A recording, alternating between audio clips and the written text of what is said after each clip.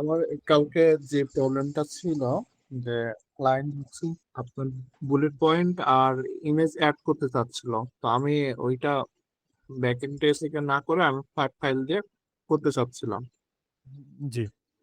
কিন্তু এর আগে যেভাবে রিপোর্ট থেকে ফাইলটা ডাউনলোড করে ওইখানে আমি ভ্যালুয়েশনে ইয়েটা করছিলাম, কিন্তু এখন ওইখানে ফাইলটা ডাউনলোড করতে পারছি না, মানে এক্সেল ফাইল আসছে না।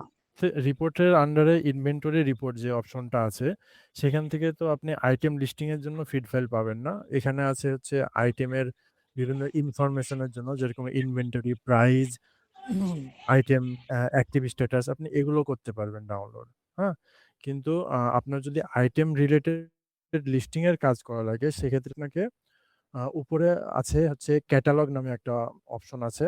ক্যাটালগের আন্ডারে অ্যাড প্রোডাক্ট, যেটা যেতে হবে, অ্যাড প্রোডাক্ট অপশন, সেখানে যেতে হবে। এবার আমি স্ক্রিন শেয়ার করে আপনাকে একটু দেখাই। সো ফ্ল্যাট ফাইল দিয়ে কাজ করার জন্য আগে আমার ফ্ল্যাট ফাইলটা ডাউনলোড করতে হবে, এবং এটা অবশ্যই ক্যাটাগরি বেস ডাউনলোড করতে হবে অ্যামাজনের ক্ষেত্রে। অ্যাড প্রোডাক্টে ক্লিক করতে হবে। তারপর আমার এই যে স্প্রেডশিট অপশন আছে, এখানে এখানে আসতে হবে। তারপর ডাউনলোড ব্ল্যাঙ্ক টেমপ্লেট, এটা যাওয়ার পর ডাউনলোড প্রোডাক্ট স্প্রেডশিট, এটা আমার ডাউনলোড করতে হবে। জেনারেট স্প্রেডশিট, এটাতে ক্লিক করলে আপনার যে ফিড ফাইলটা সেটা ডাউনলোড হয়ে যাবে। এই যে ফিড ফাইলটা, এখানে অনেকগুলো ফিল্ড আছে, দেখতে পাচ্ছেন। তো আমার যেগুলো রিকোয়ার্ড ফিল্ড, শুধু সেগুলোই ফিল আপ করলে হবে, যেহেতু আপনি আইটেমের ইনফরমেশন আপডেট করবেন, নতুন আইটেম লিস্ট করবেন না। কিন্তু যখন আপনি নতুন আইটেম লিস্ট করতে যাবেন, তখন আপনাকে সব ফিল্ড লাইক প্রপার ইনফরমেশন দিয়ে ফিল আপ করতে হবে, ঠিক আছে? আচ্ছা, এইখানে অনেকগুলা ক্যাটাগরি, এইটা যদি একটু আলোচনা করতেন এটা ভালো হতো। এই যে প্রথম যেটা গেট লিস্টিং লোডার, সো এইটার ক্ষেত্রে হচ্ছে এই ফিড ফাইলটা হবে আপনার যে আইটেমগুলো অলরেডি অ্যামাজন ক্যাটালগে লিস্ট করা আছে। মানে ধরেন আপনি কোনো একটা আইটেম রিসেল করবেন, মানে অলরেডি কোনো একজন সেলার সেল করতেছে সেই আইটেমটা, এবং আপনি সেই আইটেমটা আপনার অ্যাকাউন্টে লিস্ট করবেন। সেক্ষেত্রে এই লিস্টিং লোডার ফাইলটা দিয়ে আপনি সেই আইটেমগুলো ইজিলি লিস্ট করতে পারবেন। যে শুধু আপনার সেই আইটেমের অ্যাসিনগুলো কালেক্ট করতে হবে। অ্যাসিনগুলো কালেক্ট করে ওই ফিড ফাইলে আপনার কিছু রিকোয়ার্ড ফিল্ড আছে, যেরকম আইটেমের অ্যাসিন, আইটেমের এসকিউ, যেটা আপনাকে নিজের ইন থেকে দিতে হবে, এবং বাকি ইনফরমেশন, প্রাইস, স্টক, এগুলো দিয়ে যদি আপনি ফিড ফাইলটা আপলোড করেন, তাহলে আপনার আম ওই আইটেমের যত ইনফরমেশন দিয়ে অলরেডি আইটেমটা লিস্ট করা আছে, সেম সব ইনফরমেশন নিয়ে আপনার অ্যাকাউন্টে লিস্ট হয়ে যাবে। আর সেকেন্ড যে অপশনটা, এটা হচ্ছে list product that are not currently in Amazon catalog. মানে আপনি একটা নতুন আইটেম লঞ্চ করবেন আপনার অ্যামাজন অ্যাকাউন্টে, সেক্ষেত্রে এই ফিডটা আপনাকে ইউজ করতে হবে, যেটা আ আমি দেখাইলাম আপনাকে একটু আগে আরকি। ঠিক আছে? তো এইটা আপনি করতে পারবেন, এবং আইটেম ইনফরমেশন অলরেডি আপনার অ্যাকাউন্টে লিস্ট আছে, সেই আইটেমের ইনফরমেশন আপডেট করার জন্য আপনি এটা ইউজ করতে পারবেন। আর থার্ড নাম্বার যেটা, এটা হচ্ছে আপডেট প্রাইস অ্যান্ড কোয়ান্টিটি। এটা আপনার অ্যাকাউন্টে যে আইটেমগুলো অলরেডি আছে, যদি আপনার অনেক আইটেম থাকে, ধরেন 1000 প্লাস বা 100 প্লাস আইটেম আছে, সেক্ষেত্রে প্রতিটা আইটেমের জন্য তো আপনি ওয়ান বাই ওয়ান প্রাইস এবং কোয়ান্টিটি আপডেট করলে আপনার হিউজ একটা সময় লাগবে। সেক্ষেত্রে আপনি এই ফিড ফাইলটা ইউজ করতে পারবেন। সেক্ষেত্রে আপনার আইটেমগুলোর অ্যাসিন, এসকিউ, প্রাইস এবং স্টক বা কোয়ান্টিটি যেটা আছে, সেটা দিয়ে আপনি এটা আপলোড করলে আপনার সবগুলোতে আপলোড হয়ে যাবে। ৪ নাম্বার যেটা, এটা হচ্ছে আপডেট প্রোডাক্ট ডিটেইলস। এটা আপনার কিছু স্পেসিফিক ডিটেইলস আছে যেগুলো আপডেট করতে দিবে।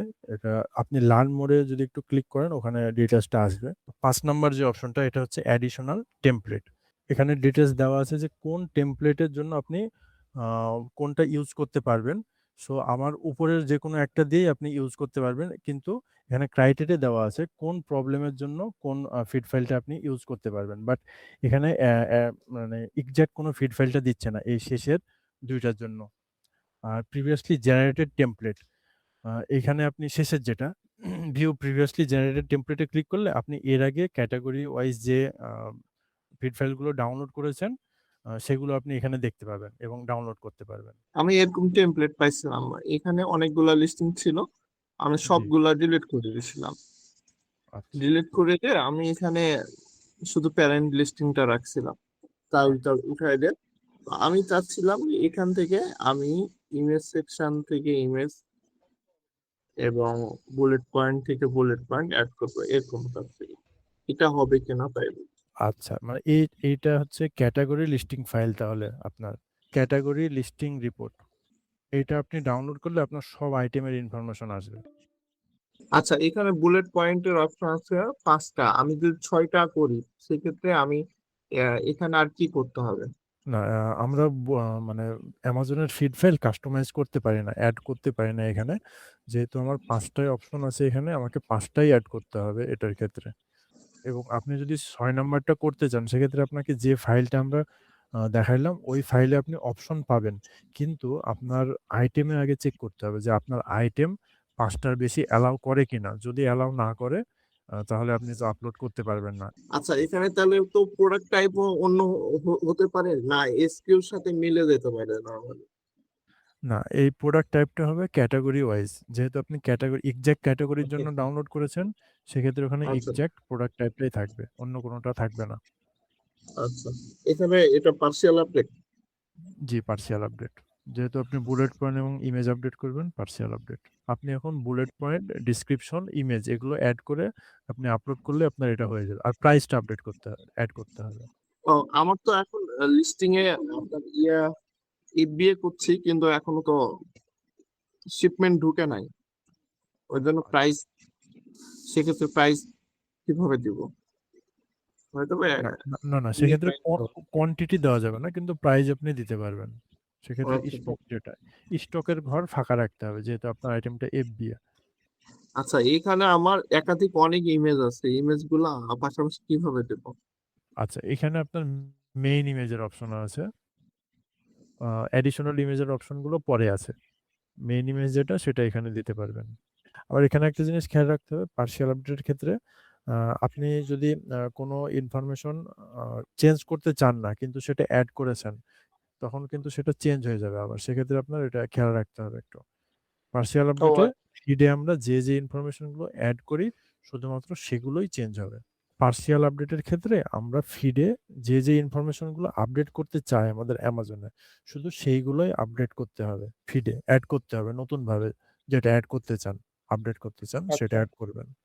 অন্যগুলো অ্যাড করার প্রয়োজন নাই, কিন্তু বেসিক যেগুলো যেমন প্রোডাক্ট টাইপ, এসকিউ, এগুলো দিতে হবে, না হলে অ্যামাজন তো আইডেন্টিফাই করতে পারবে না এটা কোন আইটেম। সেজন্য এই বেসিক গুলো দিতে হবে। আর আমি ওটা প্রোডাক্ট ক্যাটাগরি চেঞ্জ করতে গেলে সাপোর্টের কথা বলে চেঞ্জ করতে হবে, এ আর কি নাকি? এখন প্রোডাক্ট ক্যাটাগরি চেঞ্জ করার জন্য আইটেমের ব্যাকএন্ডে আগে যাবেন। ওখানে আইটেমটা ক্যাটাগরিটা যদি লক করা থাকে ওখানে একটা তালার সাইন পাবেন। যদি লক থাকে হুম। তাহলে আপনি এটা চেঞ্জ করতে পারবেন না আপনার এন্ড থেকে। এটা সাপোর্টের জন্য সাপোর্টের সাথে কথা বলা লাগবে। যদি আপনি ওখানে লক অপশনটা না দেখেন এবং ওখানে ক্লিক করলে অনেকগুলো ক্যাটাগরি আপনি সিলেক্ট করার অপশন পান, সেক্ষেত্রে হুম। আপনার অ্যাপ্রোপ্রিয়েট ক্যাটাগরিটা আপনি সিলেক্ট চেঞ্জ হয়ে যাবে। ঠিক আছে ভাইয়া, আমি পুরোপুরি এটা ক্লিয়ার, এই ব্যাপারটা নিয়ে কনফিউশন ছিল যেটা সেটা দূর হয়ে গেছে।